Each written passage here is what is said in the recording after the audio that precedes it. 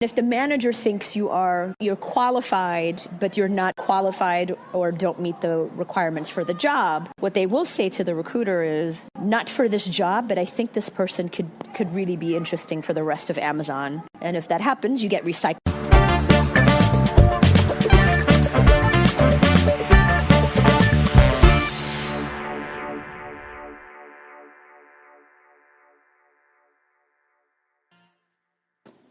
ሰላም ሰላም ሜል እንዴት ነሽ? ሰላም ተፈሪ ደህና ነህ? እግዚአብሔር ይመስገን ሁሉ ሰላም። ሁሉም ሰላም ነው እግዚአብሔር ይመስገን። ቴንክ ዩ በጣም early join ስላደረግሽን። No problem. I wanted to make sure it works. I have to tell you, I think ብዙ አማርኛ የማያወራ ሰው ነው የሚመጣው። ምንም ችግር የለውም ወደዛ እናደርገዋለን። Okay, see what happens. አማርኛ የሚፈልጉ ሰዎች ካሉ እዛ እናስተናግዳቸዋለን። በእንግሊዝኛ መመለስ ትችላለሽ፣ ምንም ችግር የለውም። Okay. እሺ ሰላም ሰላም ኤቭሪዋን እንዴት ናችሁ? ዌልካም። ዛሬ ከደሞ ከኛ ጋር ይሄንን ሴሽን ለመካፈል ጆይን ስላደረጋችሁ በጣም እጅግ አድርጌ አመሰግናለሁ። Sorry. Today we have Melon to share us some tips and tricks. Sorry. Oh, okay. Sorry, አንቺ ነሽ አላየሁሽም። ከኔ መስሎኝ ማይክል ፈልጋለሁ ታውቂያለሽ።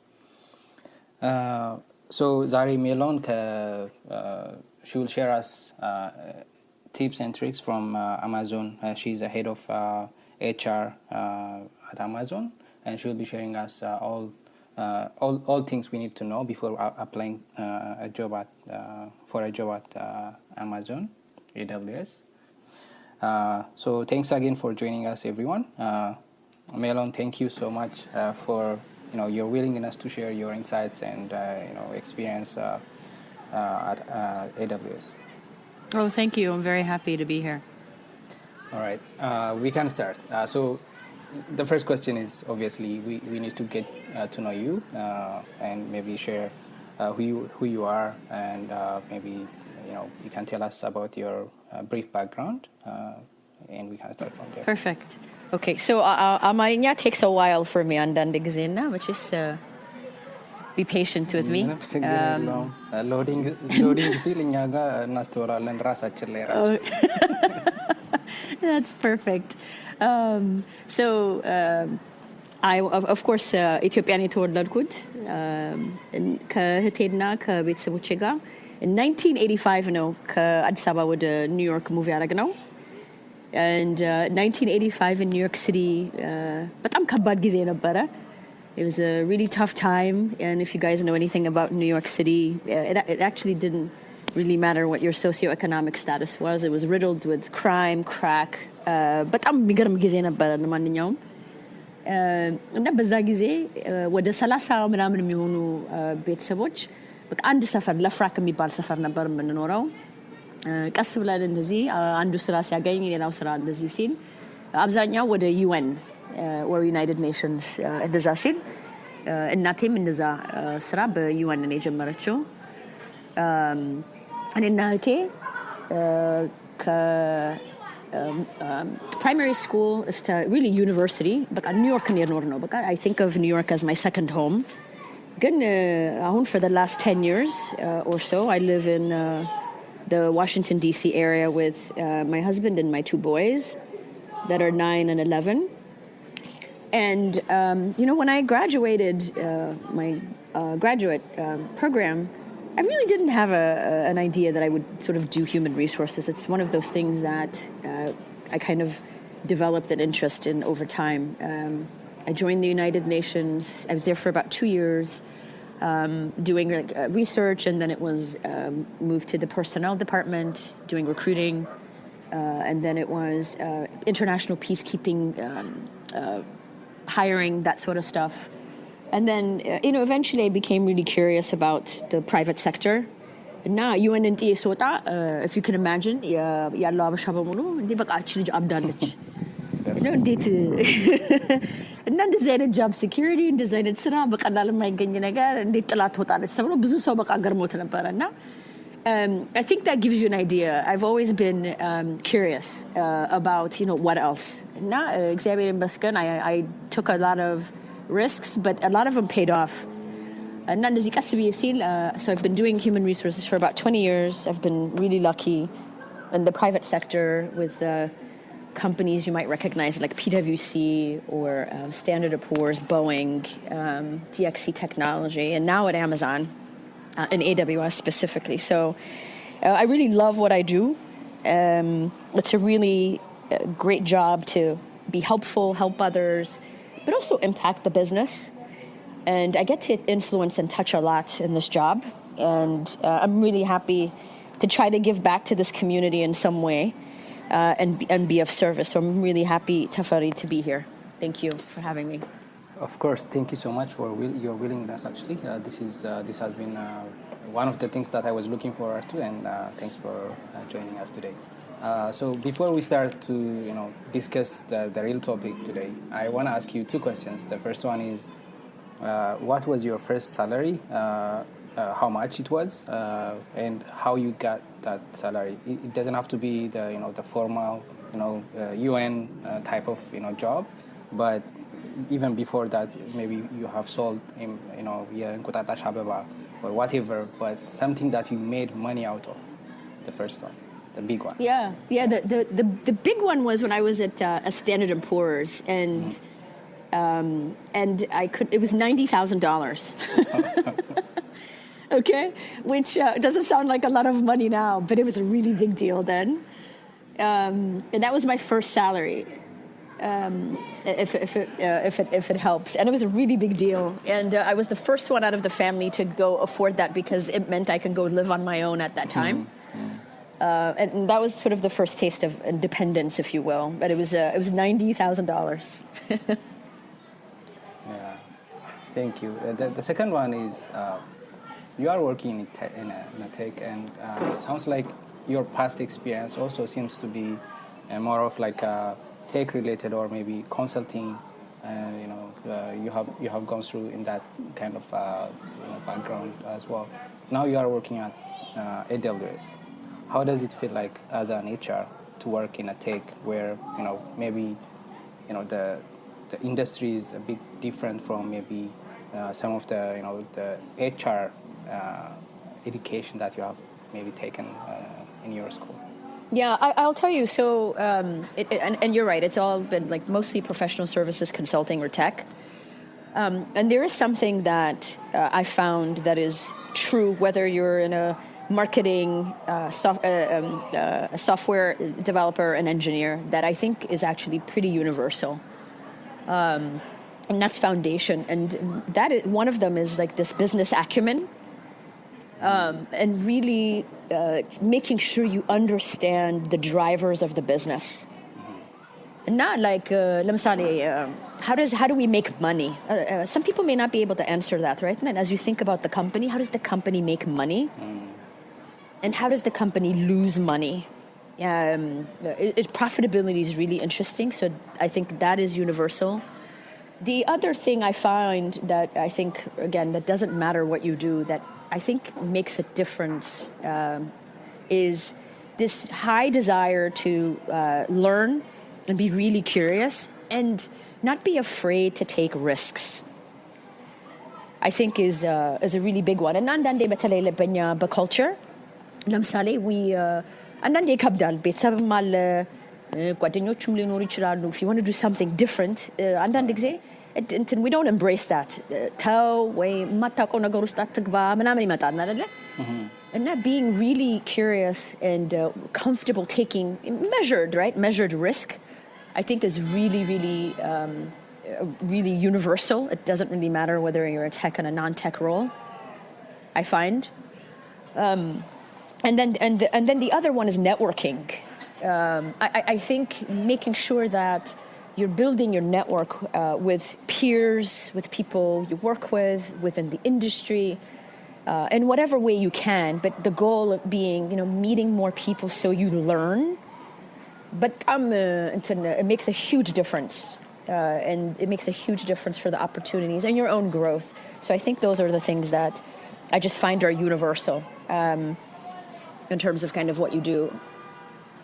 That's amazing. Thank you. So let's go to maybe the topic, but how did you quit your job because we are talking about Amazon and we are talking about a job, finding a career in AWS. But you are a head of HR at AWS. How did you find your job? How I found my job is... and how you got successful into getting the job. Getting the job, yeah. That's probably the hardest story. So they actually found me. They use a lot of recruiters and headhunters. So I was lucky. They found me and they reached out. And when they reached out, I'll tell you, I knew Amazon and AWS were... Sorry to cut you off. Yeah. When you say they found me, can you maybe elaborate how that happened? Oh, sure. Thank you for that. So a recruiter from AWS reached out to me. And they did that through LinkedIn. And when I got the email from, or the message from LinkedIn, it was, hey, Melon, we really like your background. We've got some opportunities, and we want to talk to you and see, if the role or Amazon could be a fit for you. እንደዛ ነው የተጀመረው.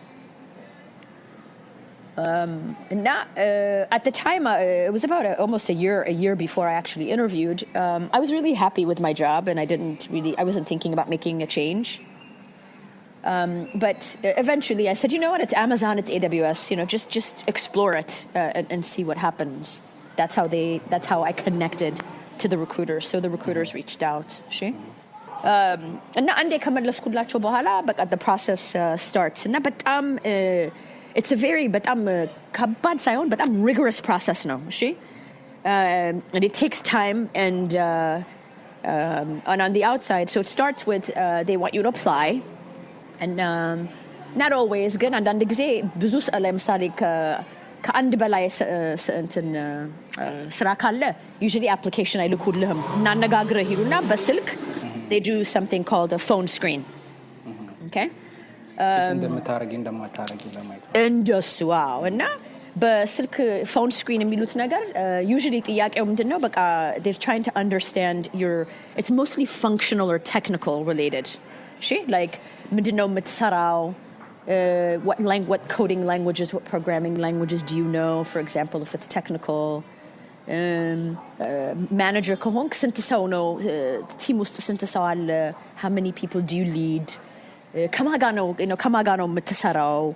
Who are your stakeholders? Do you have customers? ምናምን በቃ trying to really understand your resume. Usually phone screen እንደሱ ነው. Okay? And now, once they decide with the phone screen, like functionally or technically, you meet the minimum qualifications, you move into something they call a hiring manager interview.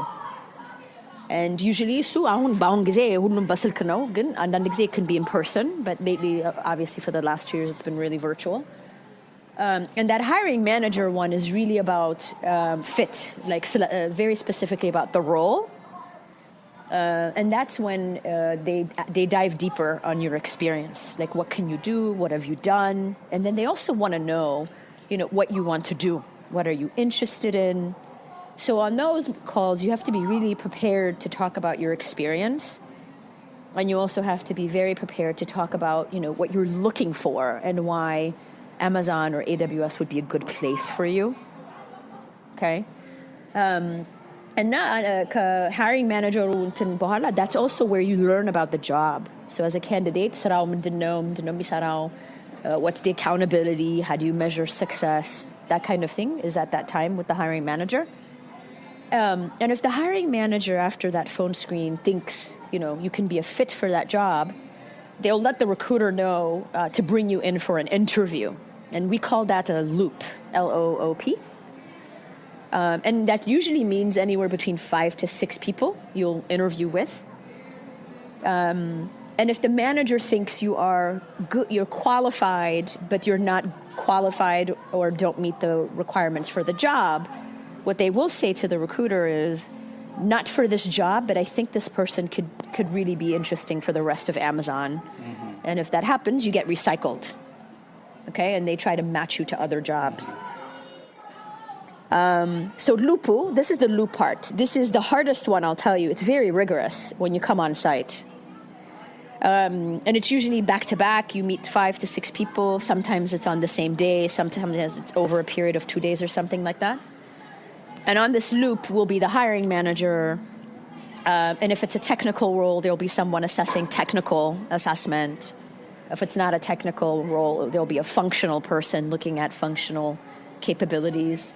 And then there will be other people who are managers, who are from the same team or a different team.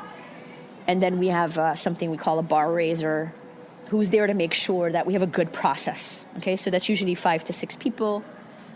Those are really hard interviews, and they require a lot of preparation. And before you come into those, you really should read about the leadership principles. That is no joke. But we take those very, very seriously. And now when you go in these interviews, it's not like tell me about your technical skills in this area. It's mostly situational. So those are where they'll ask you for things like, hey, tell me about a time when you disagreed with your manager. What was it and what did you do? Or another question could be, tell me about an example where you found something that was not working well and you took responsibility for it. Another example could be, give me an example of a time where you left something better than you found it. And በጣም ከባድ, very deep ጥያቄዎች ናቸው እና they're situational. So the reason I tell you prepare with the leadership principles is that's what we look for when we interview. And now I suggest there's a lot of tips on how to interview in Amazon. You've got to study that. And now write down, practice those answers so you know how to talk about your experience, because the interviewing is very, very different. It's very situational based, and they also dive very deep. And now, if you give a surface answer, for example, they're like, well, why? You know how. And then, or they'll say, wait a minute, why did you do that? Or they'll say, that's interesting. Did you think about a different idea? Now you have to think a lot. And you have to do that with 6 people. Yeah, it's too many. Yeah, no, it actually, it's one of my favorite mechanisms in Amazon, I'll tell you now, especially now I'm on the other side. Going through it, Basmam, I flew to Seattle, I interviewed with a lot of people, and now by the end of it, I flew back to Virginia, and I took a really late flight. By the time I was done with my interview, I was exhausted. Maybe you were planning to take some vacation after that? Oh, no, you need it, because I just passed out. I was so exhausted. It's very rigorous, very rigorous. Interesting. Yeah. Okay, so this is like the overall look of a process. Now come back to us with the same applicants, maybe sense of applicants kind of situation, and you are applying for a job and with us. Can you help us get a job at Amazon? So the first question would be, you said they found you on LinkedIn. Alright? Yeah. So if they found you on LinkedIn, they could find us as well. And where else could they find other applicants or maybe candidates? Great question. Yeah. So number one, it's the Amazon Jobs.com. I'll give you, I think AWS alone, I think has a hiring goal. We have a hiring goal of probably 32,000. In a year? Okay, just in the year, yes. Okay. Just AWS alone. And so it's absolutely Amazon Jobs, and specifically AWS. And we really do, we have a very diligent, thorough, recruiting team who uses that to engage, and we're always looking for candidates. Okay. The other one is sorry to cut you off. So sure. when we say on a Amazon career page, is it by creating an account and maybe applying for that specific job, or how is that helping Amazon if there's no applicants there? Oh, brilliant. So you can do it one of 2 ways. One is you apply directly to a specific job. And when you do, make sure you use a good email address and a good phone number. And complete the application process by creating an account. Mm-hmm. Okay. And when you create an account, you'll be able to specify areas you're also interested in. Okay. So by applying directly to the job and creating an account, you become a candidate that if it's not that job, you become an available candidate for all of Amazon by creating an account. Right. Okay. But one can create an account without applying for a job and be still in a list of possible future candidates, right? Yes, you can. So that becomes what we call a candidate pool. Mm-hmm. So you become a pool of potential candidates for Amazon just by creating an account. Mm-hmm. That's a passive way of looking for a job. I think right. If you were actively trying to do that, I would say just keep applying for everything you see that's interesting. But yes, you become... now, I would say you have to update it. I would recommend updating your profile. Anytime there's a change with your career or experience, make sure you update that profile as well. Mm-hmm. Perfect. So we have LinkedIn, we have Amazon career page. Since you are in the other side, is there any other sources that our audience can actually take into consideration to be visible? Yes. Follow AWS jobs on LinkedIn. Mm-hmm. So just make sure you follow that, because what you'll find there are career events. So it could be tech events, diversity recruiting events, and other initiatives we have, particularly around like recruiting underrepresented minorities. There are a lot of hiring initiatives you'll find on AWS jobs if you follow AWS careers, in LinkedIn. And if you follow it, you'll get the notification, and it's attending those events. And when you attend those events, you can see, there's some opportunity sometimes to network with the recruiters and connect with the recruiters. They're really great at socializing with candidates. So as you see these events and you see certain recruiters holding events, connect with them. And it's also sending a message or a LinkedIn message and saying, hi, I'm so-and-so, and I'm really interested in kind of joining AWS. Here are the areas I'm interested in, and just network that way. That's also another.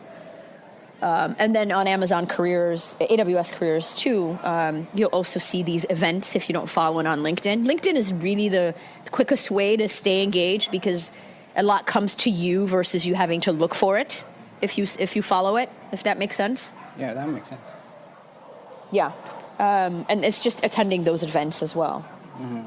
Mm-hmm. All right, so we have at least some information on how to introduce ourselves to the recruiters and AWS account. Page or website providing our information, our skills and resume. So we are interested in a specific job, let's say a software engineer, and I want to apply to that job. I have LinkedIn. How good my LinkedIn should it be to be visible for the recruiters? Since most of the recruiters are actually reaching out to candidates via LinkedIn these days. Yeah, so you definitely want to take time and make sure you've got a good profile. And what I find, like basic things, like make sure you don't have typos. Just having your title is not enough. Make sure what we look for is not, what do you know how to do? We want to know, what are you doing? And so, for example, if your job is minimizing certain sort of security risks, I wouldn't call myself a security engineer. I would talk about, in my role, I'm responsible for minimizing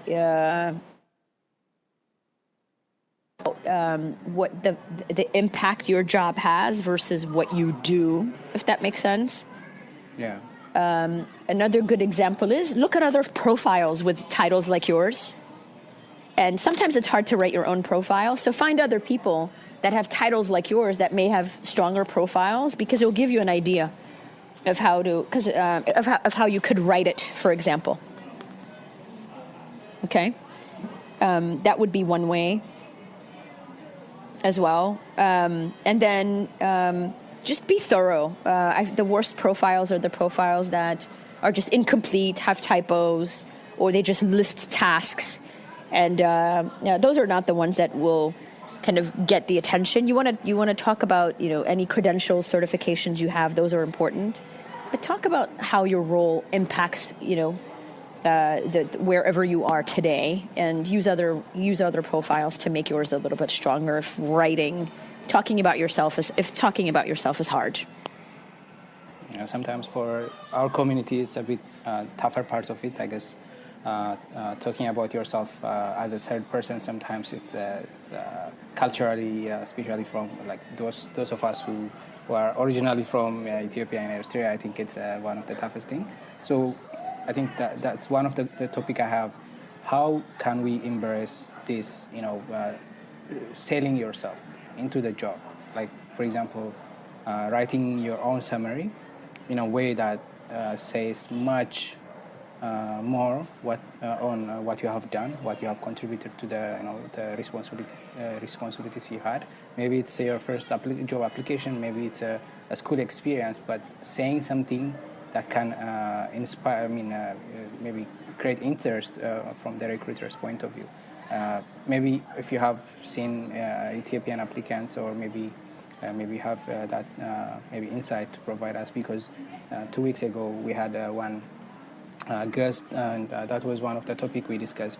The saying something about yourself without being boasty of it, but also saying it in a way that kind of ascertain that you have done something and communicates enough information about you.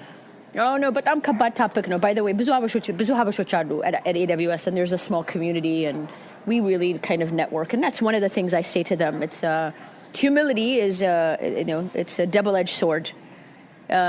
It's actually what I really love about just our culture. However, አንዳንድ ጊዜ it holds you back. Unintentionally it holds you back. And it's a very complex, sometimes frustrating thing for me to watch. Here's what I would say. The way you can talk about yourself without talking about yourself is talking about the job you have today or the experience that you have today. It makes it a little easier. ለምሳሌ I do this ከማለት, taking a step back and saying, ለምሳሌ I'm an SDE, or I'm a software development engineer at some company today, and if I mess up, what happens? ብለህ ራስህን ብትጠይቅ, that's not about you, that's the job, right? Or asking yourself, why is this job important to the company I'm in now? And writing that stuff down and turning that into how you talk about yourself is easier, because it's not about you, it's about the job or the responsibility you have right now. Does that make sense? Makes sense, 100%. Yeah. That's how you overcome that. Talk about the job, or your responsibility, and that's not about you. It's what responsibility you have, which is different. Perfect. So let's talk about the summary of the LinkedIn, or any summary. Maybe it's a resume summary. Maybe it's a summary we create in Amazon career page. Does it impact the search process? Like how we summarize, like it's a kind of cover letter these days, right? So you don't have cover letter for that job application, but if recruiters use LinkedIn, they might be capitalizing the summary part of the LinkedIn page. Is that something that we need to take care of as well? I would encourage it because there's so much volume recruiters deal with, all recruiters deal with. I think you want to spend time. That's your opening. Consider that the book cover of your story. I would also add some personal things. For example, like you can say, I'm passionate about technology and how technology can change the world. Right. And my goal is to, XYZ. Or I love learning new things and I'm comfortable taking risks. And I'm looking for an opportunity to blah, blah, blah, right? So it's consider it your cover, your book cover. And now it's the introduction to who you are, what you care about, what you value, and what you might want to do or want to do. So you should definitely take time doing that. Perfect. So now we are talking about a candidate who can also apply for other jobs, right? So these tips can be helpful for any other job as well. It's just not specific to AWS. But for AWS, I know the search process can be rigorous, and even the recruiters will have to go through multiple applicants or maybe candidates through multiple sources. Having a summary done for yourself, and you have great summary, great list of activities and responsibilities that you had in previous experience, but if it doesn't hit that search keyword that recruiters are looking for that specific job, what would be the tip that you have? Maybe is there some kind of a word cloud that we can search from, so that it can be a keyword for the search results at the recruiter's point of view? So I would say yes, and it depends on level. And the best, for example, there are specific things that could really be important for technical roles that are not important for non-technical roles. And so making sure that you're calling out the certifications and the specific kind of, call it, technical skills required to do to perform the role, minimum requirement things in your space, right? Whether you're a software developer, or you're an engineer, or you're in security, make sure that that's there, because they will do technical, functional keyword searches first, okay? And then what they'll look for is the depth of experience that you have, which is why I say when you build your profile, be clear about if you've had a job, what you do there or how you contribute there. And if you just graduated from school, talk about maybe projects or experiments you did or papers you've written, because the keywords they use is very it's the technology part, okay? Mm-hmm. And then the other thing that they'll look for is, especially if you're in the middle of your career or you're a senior, is what kind of responsibilities you've had. So if you lead people, you say I've led people, and if you've managed technical teams, you say I've managed technical teams. And then the thing that differentiates you, it could be like your interest, right? So those are the minimum things. And once you get through the minimum screen, which I don't think Tafari is that different, really. When we look for SDEs, the keywords we use is probably the same as what Facebook uses and what Google uses, really. Mm-hmm. The thing that stands out is like how you describe your experience, because what we look for are candidates who look like in their career they've made some intentional decisions about when they've made a career from one place to another. Or what we look for is in your description, how you, like the other interests that you may have, and the minimum requirements get you the phone screen. Right. The key is when you get to the phone screen to talk about yourself as these are the things we look for. One is, how do you appear like a candidate who can be successful in an ambiguous environment? Ambiguity is really big for us. Are you comfortable in places where there's not a lot of structure? Because, we're really big, but it's still quite a bit like a startup. And we want to know that you're comfortable in very ambiguous environments where you're not going to get a lot of guidance. The other one is, are you a self-starter? And are you comfortable taking initiative? Because what we don't really look for are people who need a lot of direction. Okay, and then the other one we look for is do you have a high learn and be curious? That's one of our leadership principles. And so when you get that first phone call from the recruiter, it's got to come across like you have a high learn and be curious. That's the difference between one tech company versus another tech company. We all look for the same technical functional skills depending on the level. Okay? Again, it's that phone screen or that first connection with the recruiter that makes the difference, and it's really the things I just shared. Thank you.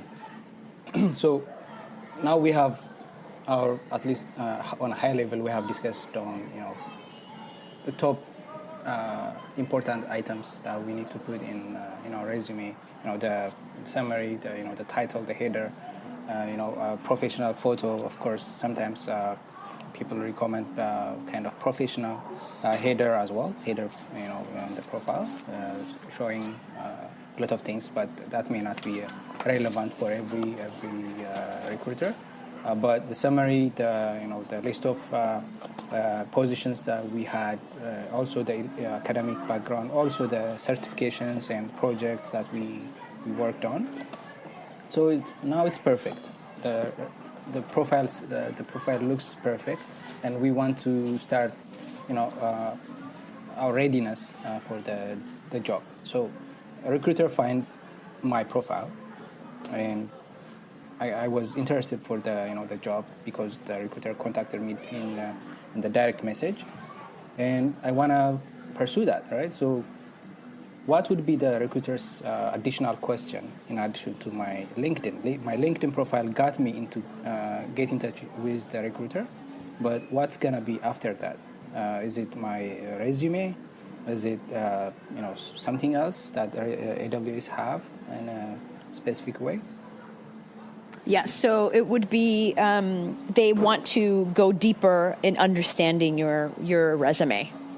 So if they don't have one already, if you have a profile you've created with AWS, they don't need the resume because you upload the resume there. But if you don't have one, they'll ask you for your resume. And what they will do is they'll say, walk me through your background. Tell me about this time. What did you do here? And for every job you've had, they just ask a lot of questions like, what was your responsibility? Who did you report to? Were you leading people? Are you a manager, yes or no? And then they might ask, if you have, for example, 2 jobs, and they'll say, so why did you leave this job to go to that job? So you'd have to give them an answer for how you think, and that's insight to how you think about making moves, by the way. It's a much deeper question. So why did you move here? And what they're listening for is, how do you think about making changes and what do you value? Okay. And then they might end with, what are your compensation expectations? Just to understand kind of how your expectations, and that's how they determine, what area might work depending on the level and that sort of thing. That would be the extent of the recruiter conversation. So you want to be prepared to talk about deeply your job, if you've made a couple of different moves, why you're moving from one to the other, and then be prepared to have a number in your mind about, what's the minimum salary or what compensation expectation you have would be the third question, the third area. All right. That's a good one. I think I was going to ask you about salary negotiation and maybe, having the right number, the magic number for, a job.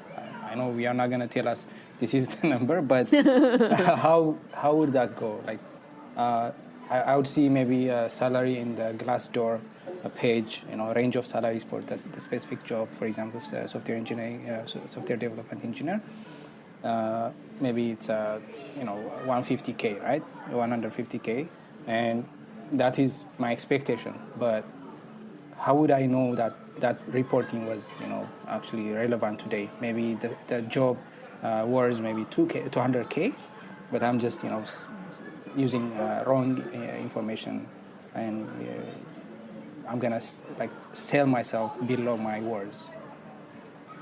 Yeah, there are a couple of ways you can if you don't have a number. So if you feel like you don't have a good pulse on the job market, then I would. There are a couple of things you could do. Glassdoor is one. The other one is, hey, do you have friends or somebody that works in the company, including AWS, that you know? And you can ask. I mean, that's the value and power of the network. And say, I'm looking at a job at this level, and do you have any idea what it pays? Is an option. There are other sources, too, on the internet, on the net, like theblind.com is an interesting chat room. I mean, there's And tech uses that a lot. I'm not recommending it, but that is something that a lot of candidates kind of use. And you can go in there and ask a question and people can give you an answer, but it's not an official answer, so you have to use your judgment. So use the network, use your friends, ask your friends' friends, and then there's Glassdoor, or there's even Indeed, or there's theblind.com. And that would be sort of the three kind of public ways to go think about that, and have a number in your mind. And sometimes you don't have to say a number. I think what you'd say is, I don't really know right now, but I hope it's competitive, and so buy yourself time. Yeah, and buy yourself time. And if you don't know, you should definitely not throw out a random number. Exactly. Yeah. Thank you. Yeah, that's one of the things I think even myself I have faced at some point, and had to search for a lot of resources before I say. But the first job I had, I didn't know how to bargain and how to sell myself, and I said just okay. I had no choice. This is my first tech job, so just give me whatever. Yeah, so እንደዛም አለ። ግን አንድ ነገር ንገር በአማርኛ and የመጀመሪያ offer ሲሰጣችሁ don't ever take it. Okay? I learned that a long time ago. The first offer, I learned that. I wish I learned it a lot earlier in life. ግን የመጀመሪያ offer ሲሰጣችሁ, go off and think about it, be grateful and say thank you. ግን ላስብበት ብላችሁ buy yourself time and then come back. And by the way, መልሳችሁ ለምሳሌ አሁን 150,000 ቢሏችሁ ተመልሰ 175 ብትለው, they're not going to tell you no. Most recruiters are not going to tell you, goodbye. What they will do is they'll either say to you, honestly, the maximum is, but ይነግሩሃል, or they'll come back and tell you, meet you in the middle, and 165 ሊሉ ይችላሉ. So don't take የመጀመሪያውን ሲሰጧችሁ thank you ብላችሁ አስቡበት. But you should counter. Yeah, definitely. I think that's a very important lesson. I'm gonna have that session, maybe negotiation a salary, because awesome. Yeah, definitely that will help a lot of new joiners, because we have our Ethiopian community and Eritrean community joining tech, but maybe they don't have I didn't have information. I didn't know if there is any network or not for Ethiopian community, but so we definitely need to have that chat, how to negotiate in Amarinya. የመጨረሻውን ንገረኝ ምናምን በመርካቶኛ ማለት ነው። እንደሱ ማለት ነው። ግን የመጀመሪያው አትቀበሉ. Never. Perfect. I wish I had this conversation maybe 6 years ago. Yeah. And I have እንትን አለኝ የራሴ mental model አለኝ. If I don't know, የሚሰጡን ቁጥር እንትን ብለህ add 20% to it and then see what happens. If you don't know, if you have no idea what you're doing, that's a simple math. 20% ምናምን ጨምረበት, I was thinking about this, see what happens. A lot of them are honest. ይመጡና I'm really sorry, I can't ይለዋል, which is good because ግን you'd be surprised. ይመለሱና okay ባይሉም they meet you halfway. So just don't. የመጀመሪያውን አትውሰዱ. Perfect. ሌላው ጥያቄ ያው ሁሉንም ነገር ዲስከቨር አድርገን አንጨርሰው. I also want to give a chance to the audience to come to us and maybe ask their question. There are some questions even in the chat. Before that, so during the interview process, that's what I want to also we have our profile in LinkedIn. We have a resume with all the information we need to provide, and we got in touch with that helped us to have the connection with the recruiter. Now we are invited for the phone screen interview first, maybe or maybe the next step. If the phone screening is with the recruiter, we passed that and we impressed the recruiter, and our resume and profile was passed on to the next step. What do we need to do or maybe consider during the interview to at least be the best candidate? That's perfect. So number one is usually if you finish with the recruiter, that's the hiring manager, there's a specific job, okay? And before you go into that interview, ask the recruiter if you haven't seen it already, do you have a job description? Usually it happens, they could forget. So make sure you read the job description and you write down your questions ahead of time, okay? The second one is use the job description to think about how you might describe your experience very succinctly. We really value clear communicators, and that's not about accents. And if English is not your first or second language, that's okay. But you have to be clear about what you're saying, and prepare with using the job description. Be prepared to talk about your experience, because the manager is there to assess two things. Do you meet the minimum qualifications for that particular job? And then the second is, if you do, oh great, but if you don't, could you be a good fit for Amazon in another job, is what they're also there to assess. Okay? So the first one is functional fit, technical fit is preparation using the job description, and look at your resume and be prepared to talk about your experience and what you do and what you've learned, that kind of thing. For the second part is you want to make sure that your answers help the manager understand how you think, what you value, what is important to you. For example, when you talk about if one of your experiences was being part of a very large project team, I'm making it up, the way you talk about that is you can say, I really like working in a team environment. So, for example, when I was on a project team doing X, here's what I did. So there are ways you can weave in how you think, how you work, what you enjoy, to talk about your experience. Another one is you can do that in your questions.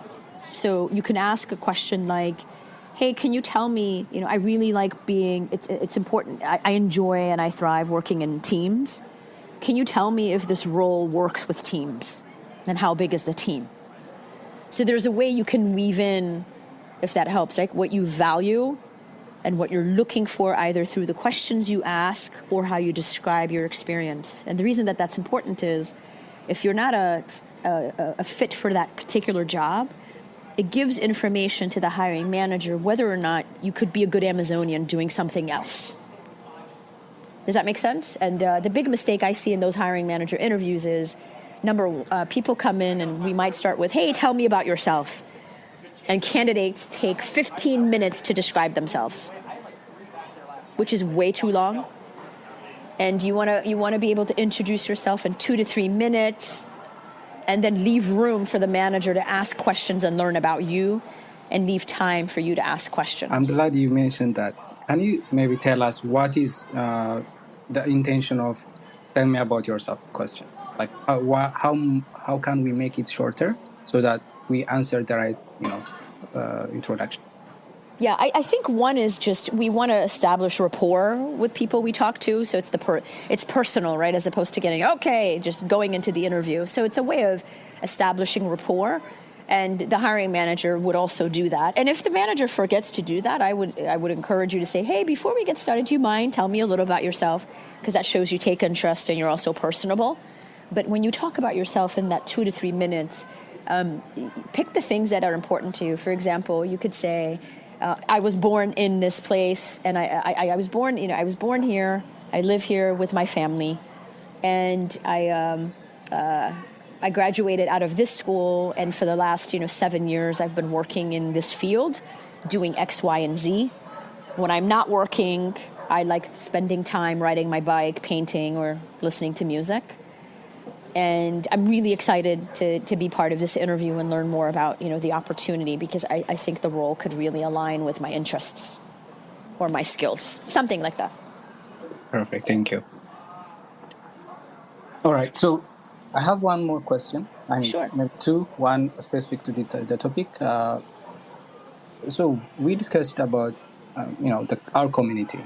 So the objective of this session, Habesha Intake, is to inspire Ethiopians and Eritreans into getting them, a tech job, and maybe if they are in a tech, maybe get them someone who's currently working in a tech, and maybe get encouragement and maybe inspiration to move forward.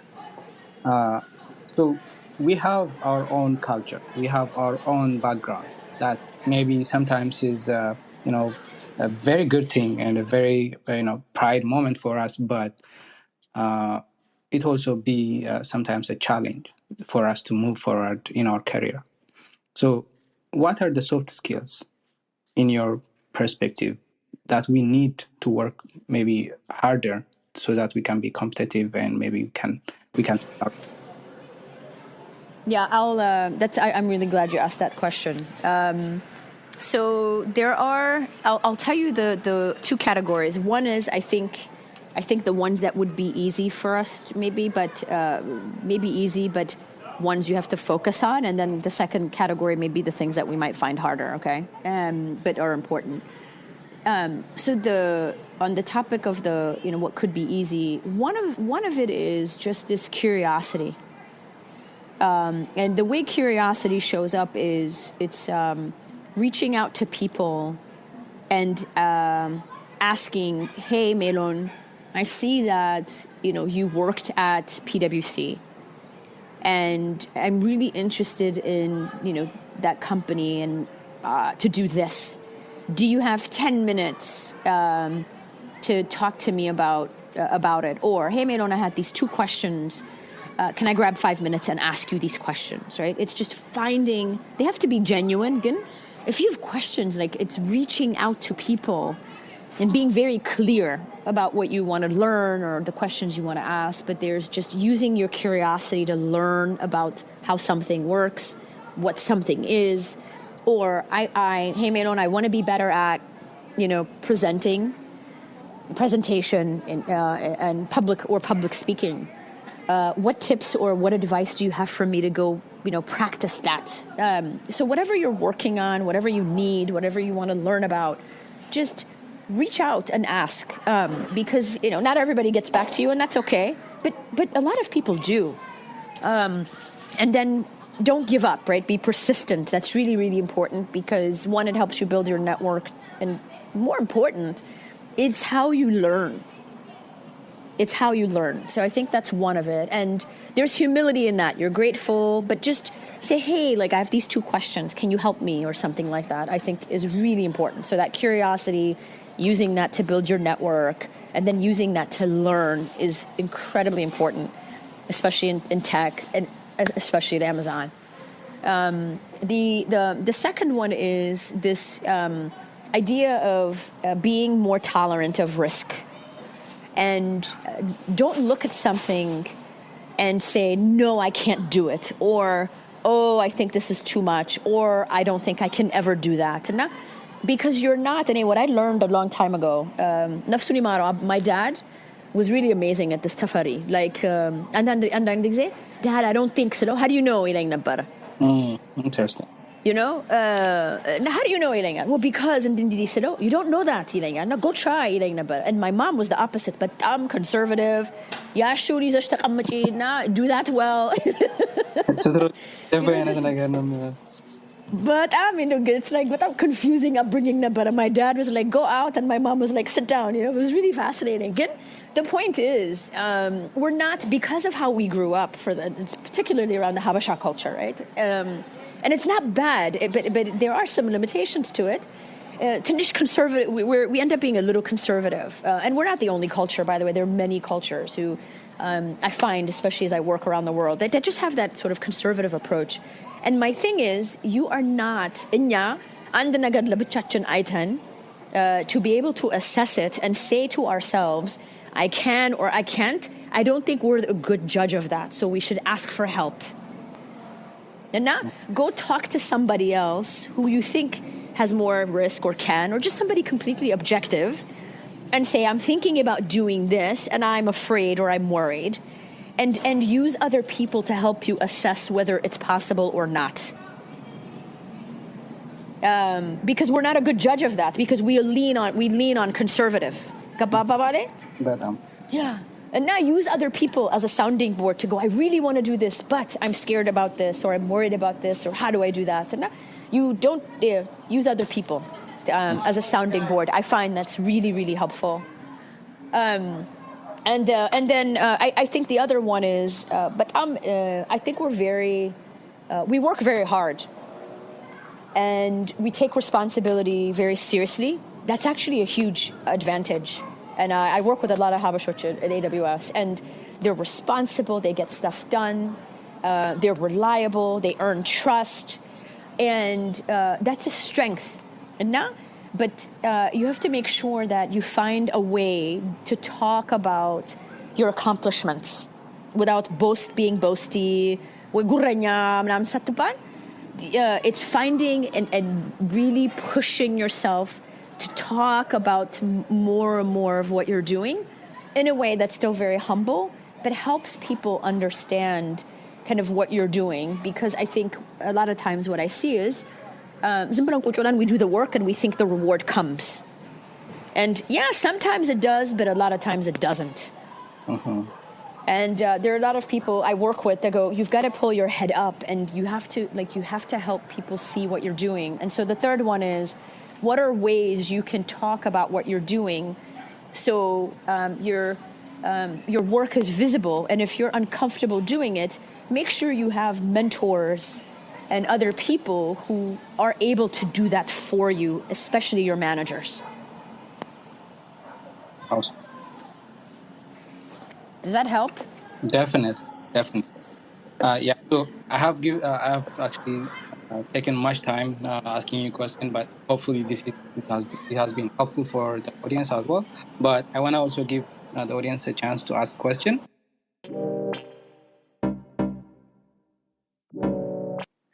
So yeah, so the questions, only one question for Melon, and you can ask in a language that you are comfortable with.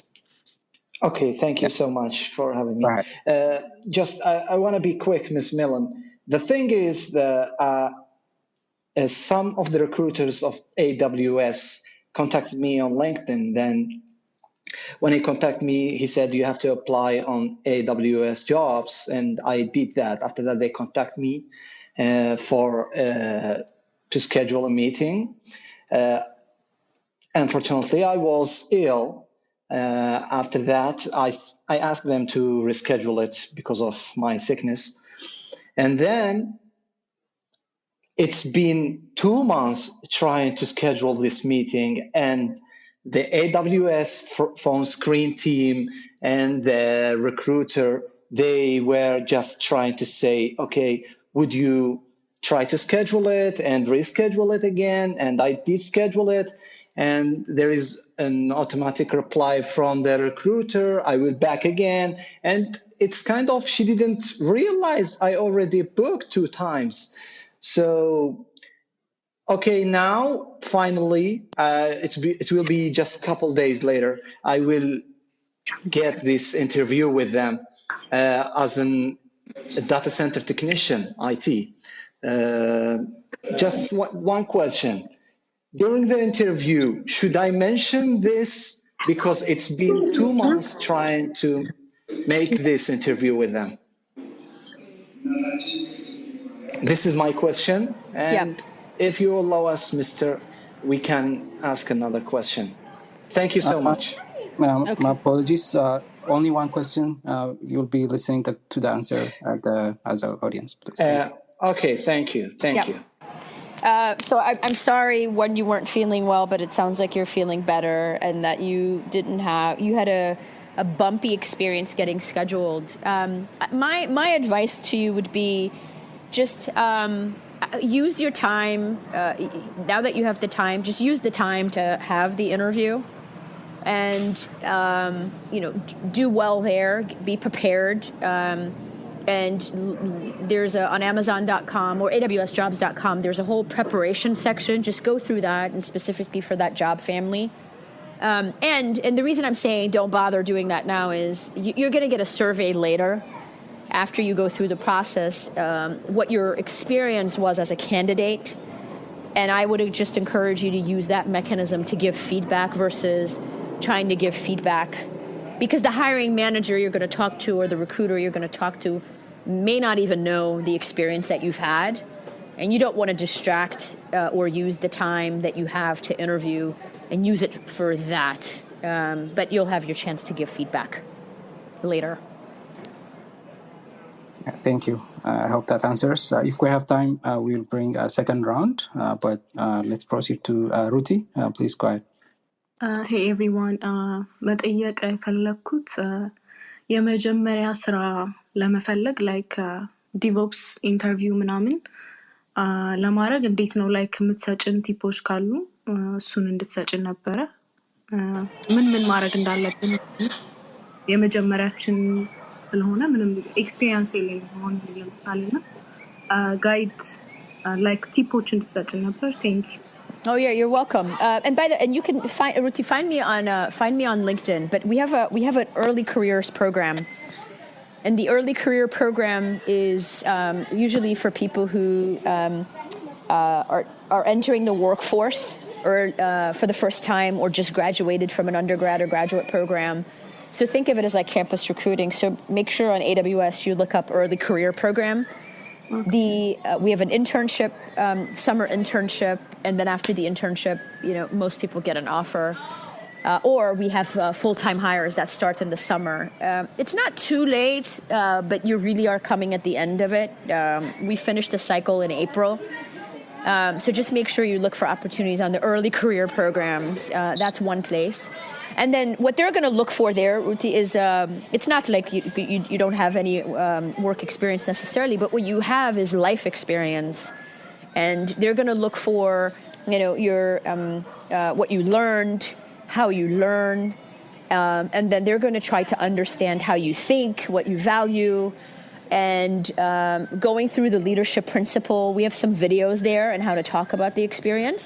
That's how you prepare. And so how do you use your academic or your school or life experience? They're very interested in people's lives because when we hire people, we hire the people, not just their experience. So feel comfortable to talk about, difficulties that you've had. For example, we have stories of people who sent themselves to college by paying for it themselves, by working and going to school.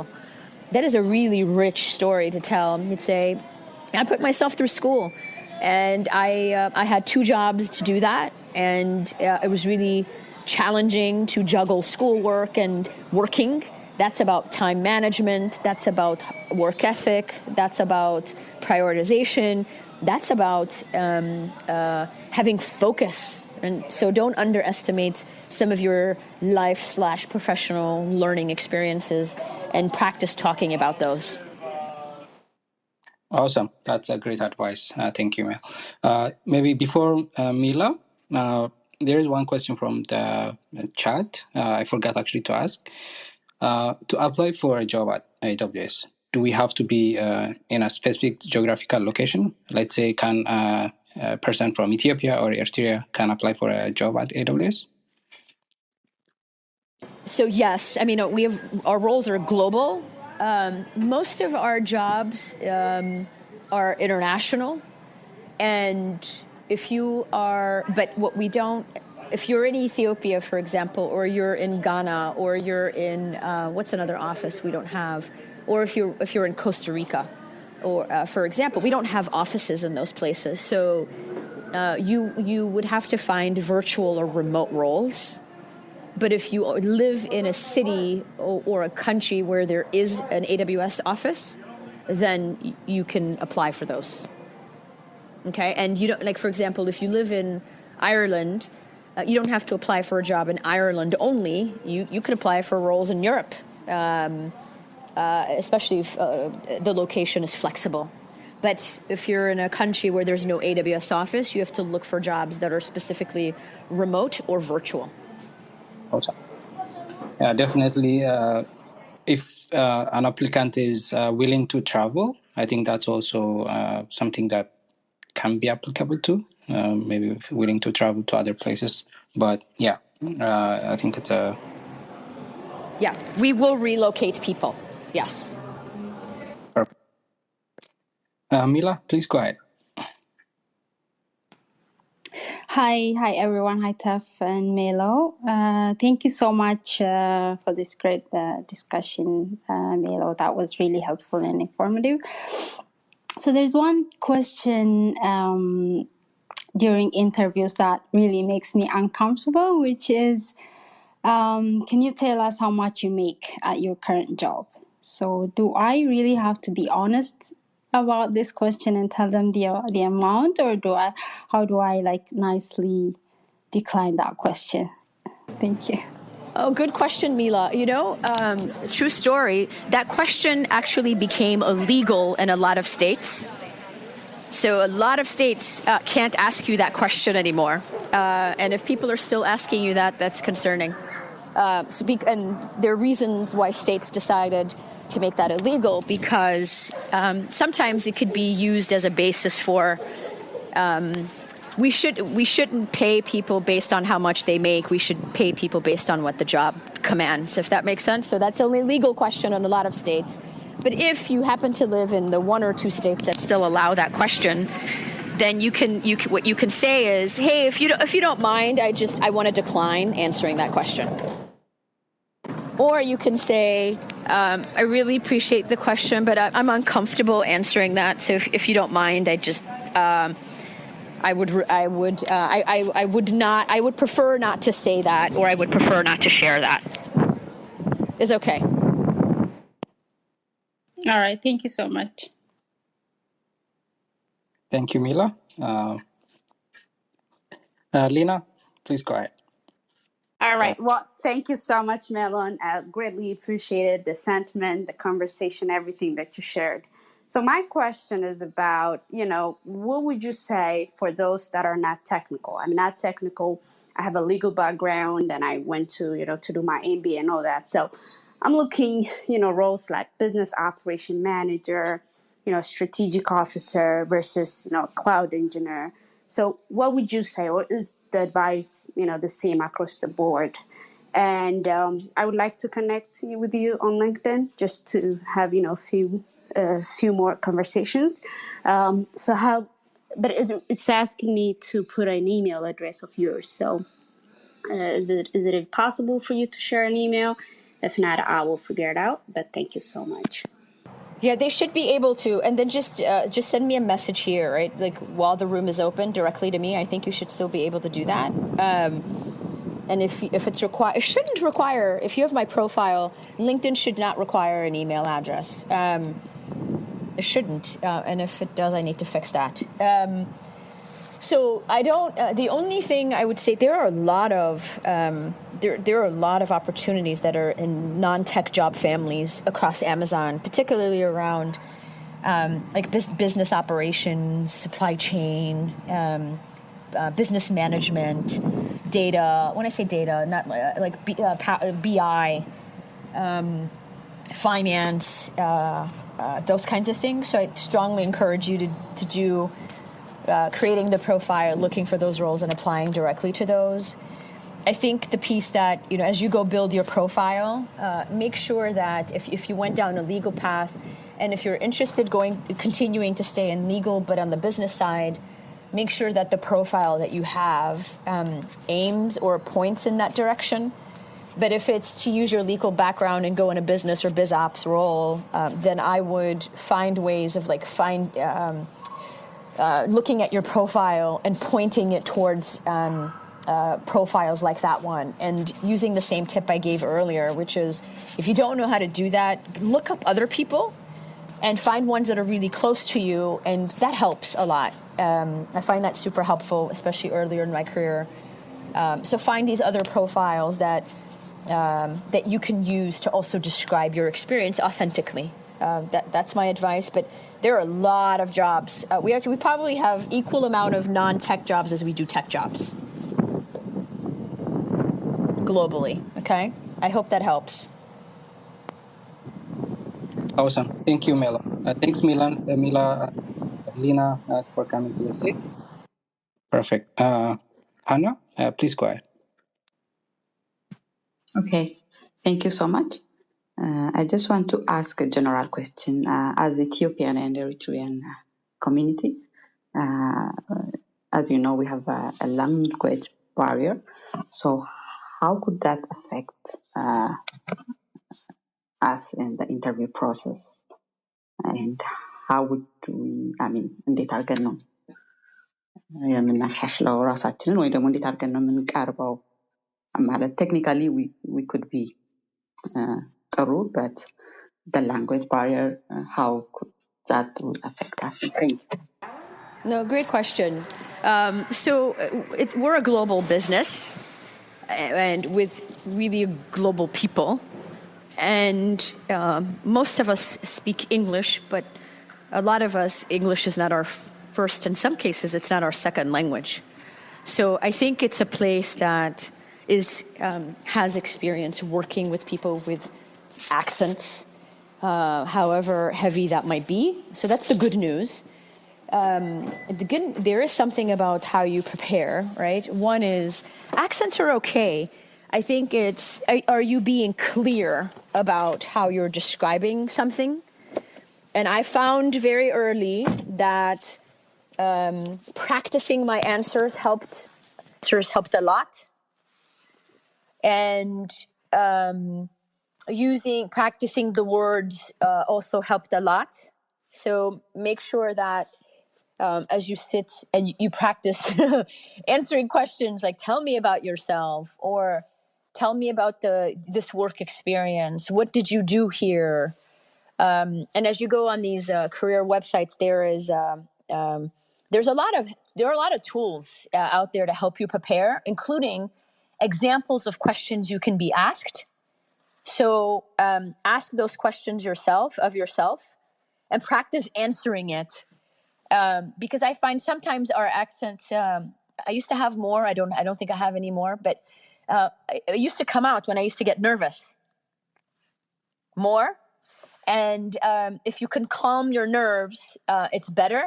And talk slow, because sometimes if you talk fast, it might be harder to understand. So practice talking a little bit slower, practice interviewing and answering those questions. And the less nervous you are going into these interviews, the better I think you end up doing anyway. So just feel prepared, feel really good going in, and try not to be nervous would be my advice. And by the way, vulnerability, we look for vulnerability. It's an interesting thing. Well, I don't see, we look is not right. Like, we appreciate vulnerability. So if you went in and said, English is not my first language, so I have a heavy accent, I'm going to do my best to be clear. But if you have, if there's something I've said you don't understand or you want me to repeat it, please don't be shy. Ask me, because I want to make sure that I answer all of your questions, and lead with that. That helps. I think that's a great advice, Melon.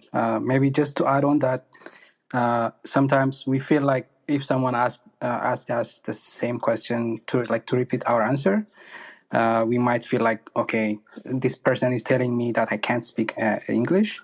But having that, vulnerability will help you also, calm yourself whenever someone asks, please repeat your answer, because the person didn't clearly listen, like hear you, and you can actually say it again with a calm spirit. So I think knowing that, also accepting that your accent might be difficult for other people, I think is very important.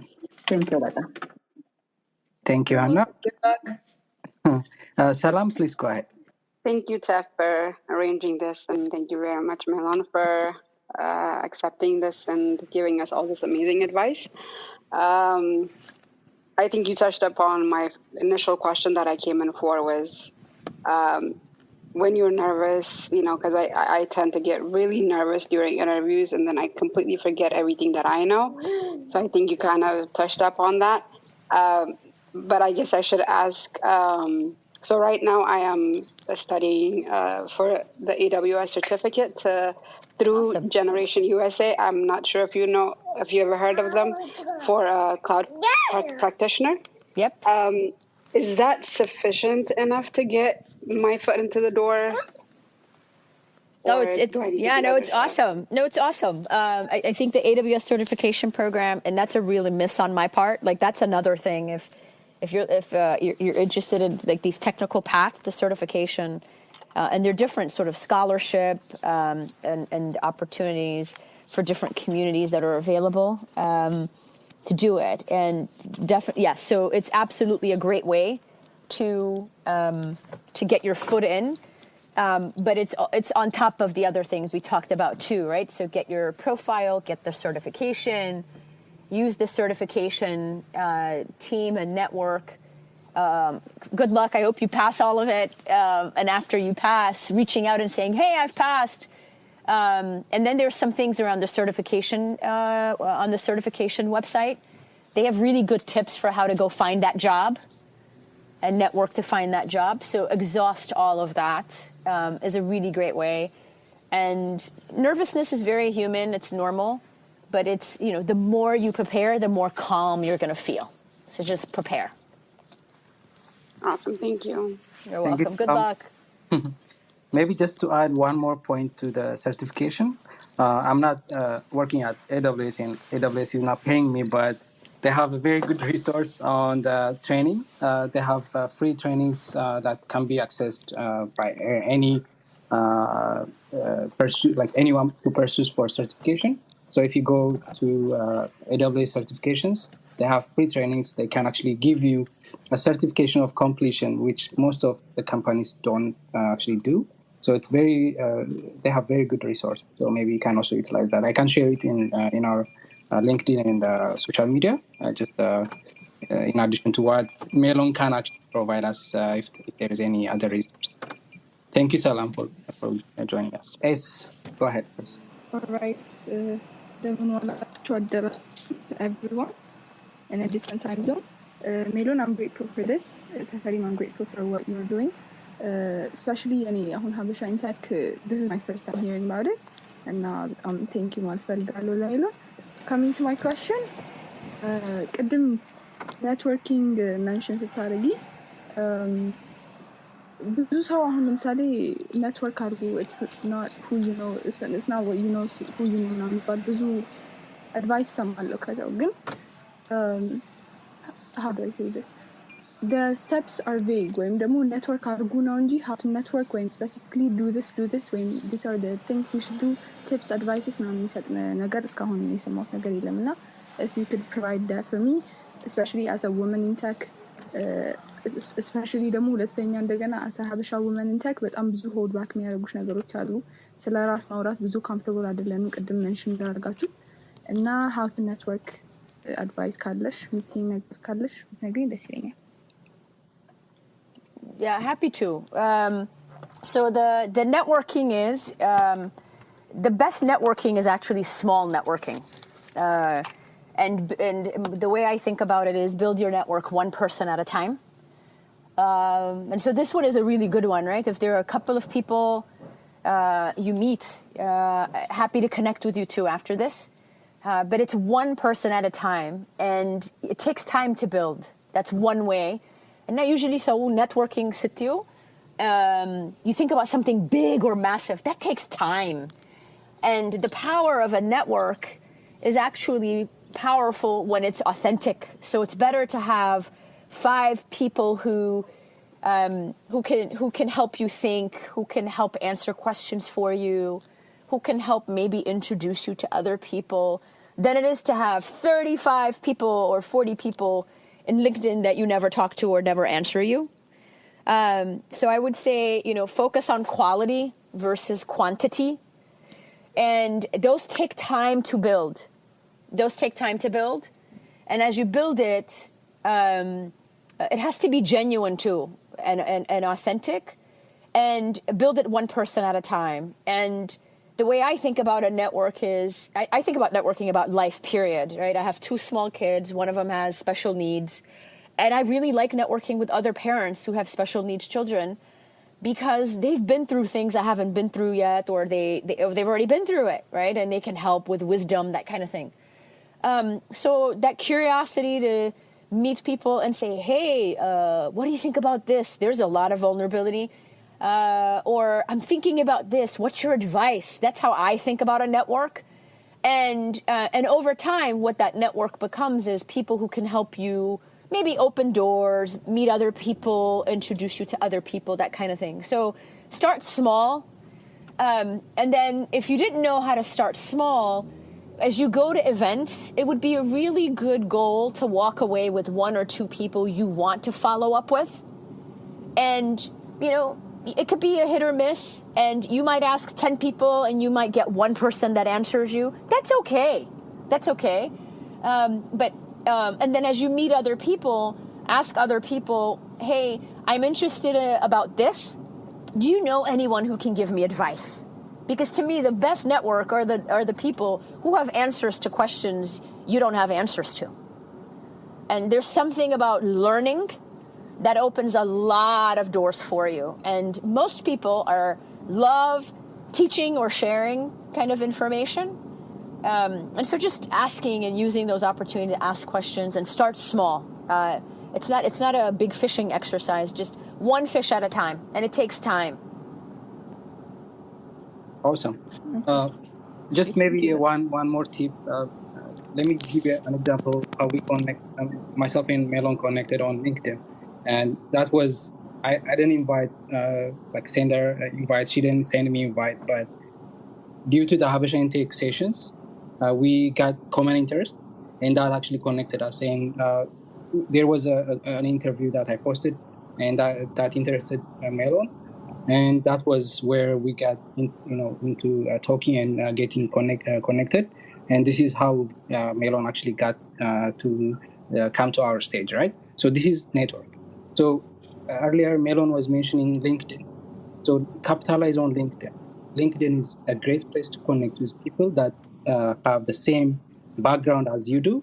Maybe I'm not background, but same aspiration that you are looking for. Maybe getting into a job for specific positions in some company, maybe AWS, right? So reach out to those people. You don't have to, talk to them directly, but you can comment on their post, give interest, show interest in their post and all they do on LinkedIn. That will give you a chance to be visible. So that will be a spark for you to initiate an interest towards your professional aspirations. So capitalize on all the social media, specifically LinkedIn. I just want to add that. Perfect. Thank you. Sam, let's go ahead. It's 2 questions, if you don't mind, Ms. Melon, Mr. Teff. Yeah, because one is one is personal, that one is tech. You have a profile picture that says simplicity, but you are asking 2 questions. But yeah, please go ahead. If you don't mind. No problem. Go ahead. Okay, I'm going with the first one with this, because when they called it for data center technician, and as an IT, because here on our work here, when I'm working now, we have a data center, but we have another outsourced company. So we are not supporting data centers so much, just the system administrators, they do. So my interest was on system administration. Do you think, Ms. Melon, if they accept me now, hopefully, inshallah, if they accept me, do you think they will give me the chance to move to the SysOps team there in AWS? And okay, this is the first one. And the second question is, it's about prayer. As a Muslim, we are praying 5 times a day, and especially the Friday day, it's sacred prayer. Do you think my manager or my lead will allow me in the future to pray, because it's not in the country, it's not a Muslim country? So do you think they will allow me to do that? Should I ask them this question in the interview, or shouldn't? I shouldn't. Thank you so much. No, you're welcome. To be clear, if I want to make sure I answer it. So for the first one, if you are applying for one job and you get selected for that job, that's the job you will accept or decline.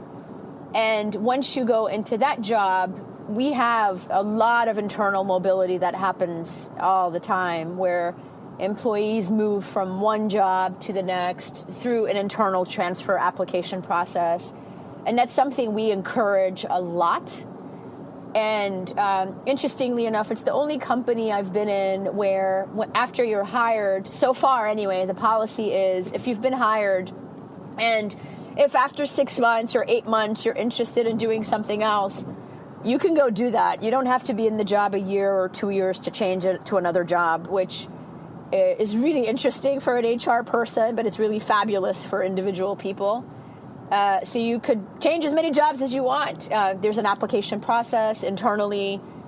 We do interview internally too, but it's not as rigorous as it is for external candidates. We call them soft interviews, which means, it's 2 people, maybe 3 people, something like that. Because you're already in, right? You've been selected. So that's encouraged all the time. Now, if you're asking me if you're given one offer, but can you ask for a different job? I don't think that's what you said, but just in case, that's no good. We interview for the job, and if you want to change the job, a different job, you have to wait until you're hired and then explore other opportunities after some time, okay? On the second part, we're a global company with a lot of global people who have different beliefs and different practices. And we have a lot of employees who observe the Islam faith, and that are also in North America. So that's something we accommodate, and that is not something you have to ask for. But if that's something that's really important to you, it's not to the recruiter, but it's as you get through the loop, and when you get to offer, I would say, hey, like manager, one thing, just because it's important to me. I observe the Islam, the faith of Islam, and I pray for this amount of time. And I just wanted to let you know. I understand you accommodate that, but I wanted to let you know. And that's something on your own. You just schedule on your calendar, however that is, 5-minute, 10-minute blocks or something like that. You just work that in your schedule, okay? And we have a lot of employees who observe different faiths, including Islam. So you don't have to ask for that, but you would want your manager to know at some point and use your judgment when you want to do that. I don't think it's the first interview. You want to make sure it's sort of like, you want to make sure, like you might get an offer and still decide you don't want to come. Does that make sense? So time it so that you're right around offer and you say, by the way, I just want to share, especially if you think you're going to accept if you get to offer. You definitely want to let people know before you accept. Awesome. Thanks, for these amazing questions. Thanks, Melon, for answering them right on the spot. You were amazing. Thank you so much. We had so many questions in the chat. I'm sorry if I'm not able to cover them, but there are some questions that might maybe require us to provide more documentation, like more, how part of the application process. For example, there is one question from Fisum. So earlier when you described the process, Melon, there was a point where the leadership principles were very crucial in the interview process. So the hiring manager or the recruiters might be interested to know how we fit in that principle. But if we don't know, where can we find it so that we can educate ourselves? Yeah. So when you go to AWS Careers, there is a section that's called Interviewing at AWS. And if you want, Tafari, I mean, that's an easy thing. You can just Google Interviewing at AWS and it'll take you to that site. Yeah. And it will walk you through every stage of the process, including how to prepare. Mm-hmm. And in there is covered one that, they did the leadership. We have 16 leadership principles. You'll see the definition of those. We don't assess for 16 leadership principles for every job because we prioritize them depending on the role and the level. But I would get familiar with all of them. And then there are sample questions to give you an idea of how we think about the leadership principles that are included in there.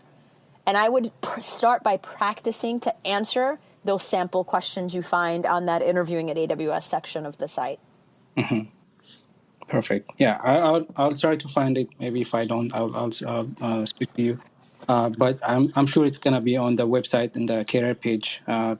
Definitely, if you search, you'll find it. If you don't, let me know. I'll help you on that as well. There is one other question. Maybe I'm going to read it. So the question is: I have been interviewed for cloud engineer for so many times, but I can't beat it. If you have any information and documents to help me to succeed in my interview. I believe this is similar to what you just shared as Melon, but if you want to add on this.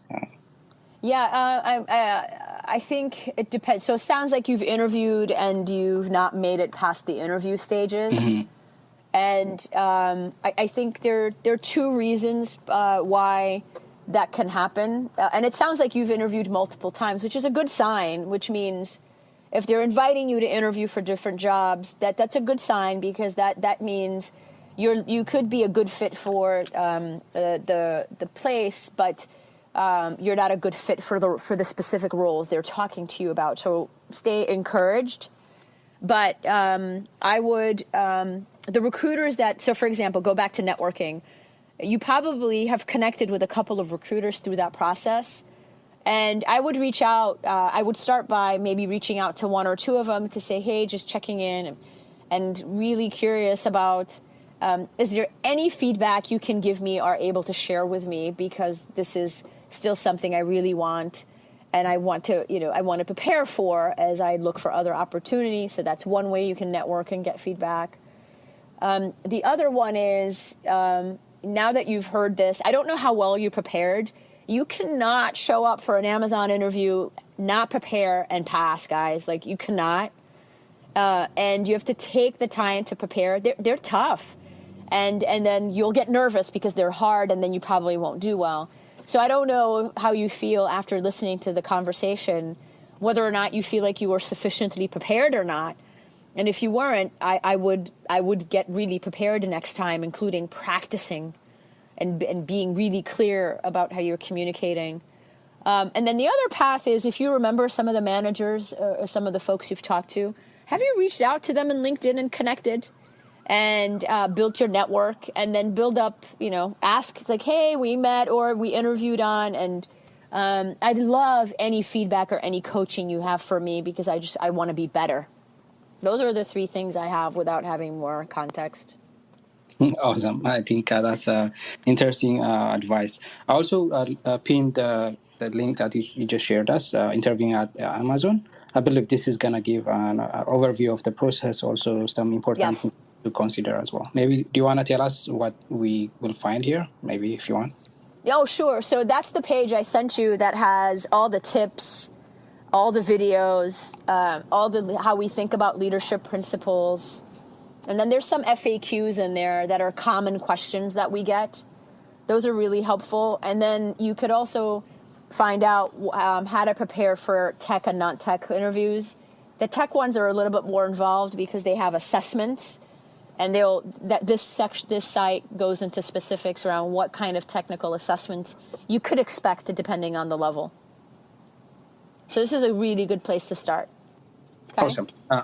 Thank you so much. So I'm done with my questions for job applications, but I want to come back to you and maybe close with some, personal conversations. So I want to ask you, you are working in a very high demanding environment in tech, which is one of the biggest companies in the world, and also you are actually head of HR.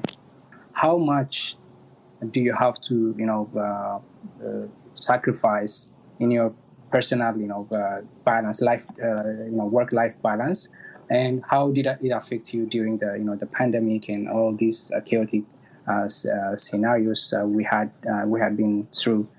So how do you calm yourself in these situations?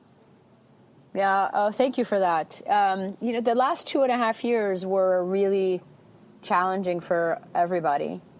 And, when I joined AWS, I interviewed in January of 2020, and I got the offer in February of 2020, but I didn't start until May of 2020. And so between my interview and when I started, the world locked down.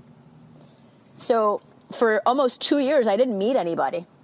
It was all virtual. I onboarded virtually. I worked from home all the time. My kids were home. I have a 9-year-old and an 11-year-old. So I was IT support for my kids, as they were doing virtual learning. I was trying to start a new job. And by the way, if you have children, man, the things that kids are learning these days are not things I learned. I don't even know how to do their math anymore. And so there's a lot of, learning what my kids are learning, which has just been really very humbling and eye-opening. So it was a very stressful year one. But I think there are a couple of things, right? One, I think of it as like work-life harmony. There's no such thing as balance. And the reason I don't think there's anything as balance is, some days work really will take a lot. Other days your personal life is going to demand more. And so I try to focus on, like, do I have harmony between harmony ba I don't know but do I have harmony between home as a mom, wife, sister, and then I have a big role, I have a big leadership role at work, and people expect a lot out of me. And so for me, it's like I have my spiritual practices. I pray and I meditate. I do more of that now, and it's been really huge on stress. I do go for walks a lot in the morning or in the evening. If I do it in the evening, I'll do it with my kids because they need it too. And the other thing that I've done is I have a system, like every week with my husband. We look at our schedule. And it's, there's family stuff, there's work stuff, and then there's personal things. He wants to go get a haircut, or I want to go to something, and go for a walk or go to a movie or something like that. We schedule a lot. Mm-hmm. And it's very hard when you have a small kids, especially. So I really strongly encourage having a system where you're planning. So there's no confusion about who's doing what. Are you taking the kids to school? Are you taking the kids to school? That adds a lot of stress, especially if you're a parent. And if you're not a parent, you're responsible for other people in your life, and that kind of thing. Just having a schedule, and if you live by yourself, making sure that you're making space for yourself to be social, because otherwise, especially in the last 2.5 years, it's very easy to insulate yourself, not come out. And, mental health is a real thing. And make space, schedule, find your spiritual practice, whatever that is, prayer, meditation, do something active, walk. But make sure you have that routine. Has really been, honestly, how I've organized chaos. If you don't, it's really difficult. It was easier when I was single, but but when you have responsibility, it changes. So planning is make time to plan, mm-hmm. including plan fun. I know that sounds weird, but make sure you're carving time out to have fun, because if you don't, you won't have it. Interesting. Yeah, thank you so much. All right, I think we're done for. Everything was amazing. You have shared us amazing wisdoms, and all the tips you provided us were very interesting, and I'm grateful for that. Definitely, we'll also touch base maybe in the future to talk about some specific topics like negotiating salary and other topics that maybe interest us during maybe that moment. But I would definitely love to connect with you in the future and for similar sessions. And thank you so much. But I want to give you a chance to maybe, give us some maybe last words and maybe tips, whatever you want to share us. The wisdom. So Tafari, thank you so much. I'm just so glad you do this for the community, and I know, and we had others that joined, and that's awesome.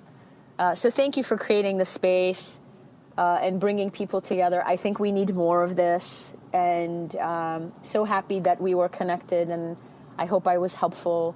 For my Habesha people, we have a lot to offer, and there's incredible potential. And don't be afraid, and take a few leaps of faith. And if you feel a little afraid, just talk to more people.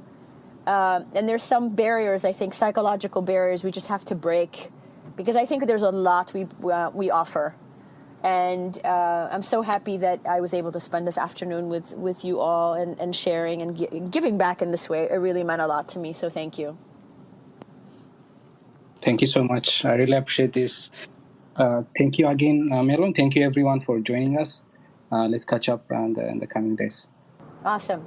Can I say one more thing before we end? Definitely, please. I would have done it in my closing. I forgot about it. My dad used to have a he used to have a lot of it. He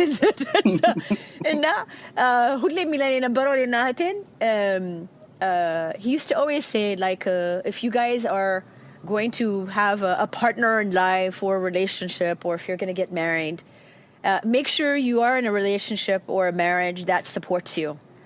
And that's true for men and women. And because that I have a very supportive husband. He grew up like me and Amanya and but we support each other a lot. And make sure, you have a supportive, if you're in a relationship, make sure it's supportive, because it makes a huge difference in terms of what you can achieve. And don't marry somebody who's not going to support you. Don't be with someone who's not going to support you. And I used to just kind of go, yeah. Make sure you have support. And if especially if you're in a relationship, that's one that supports you and someone you can support, because it takes that as well. So that's how I achieve my harmony. Perfect. That's amazing, actually. That's a nice segue to give us your own experience and also your dad's advice. So this is amazing. Yeah. Thank you so much. I really appreciate this once again. This has been amazing. Thank you. Have a great weekend, Tafari. Thank you, everybody. Okay. Bye. All right. Thank you, everyone, again. መልካም ሳምንት ይሆንላችሁ። መልካም ሰንበት። መልካም ምሽት። ደህና ሁኑ።